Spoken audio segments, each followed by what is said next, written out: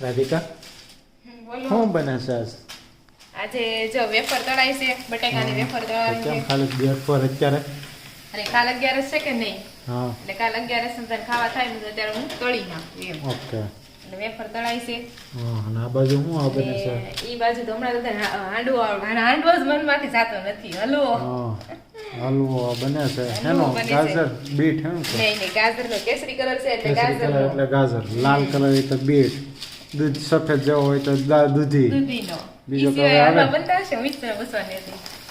આવતા હોય પણ હવે જોવું પડે. કાંઈ નહીં, કોમેન્ટ કરીને તમે કહેજો આ સિવાય કેના કેના હલવા આવે છે. અમે તો 3 ના જ બનાવી છે, 3 ના જ ખાવી છે ઈ. હમ એ કોમેન્ટ કરજો. અને આ પછી જો પછી આના પછી છે ને સાબુદાણાના ગાંઠિયા છે ને તળવાના છે. હા.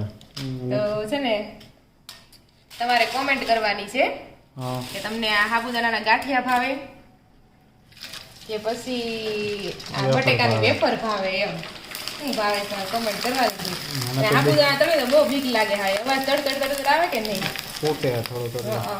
તમને શું ભાવે બે. છે? મને તે વેફર વધારે ભાવે બટેકાની. હા તો ભલે.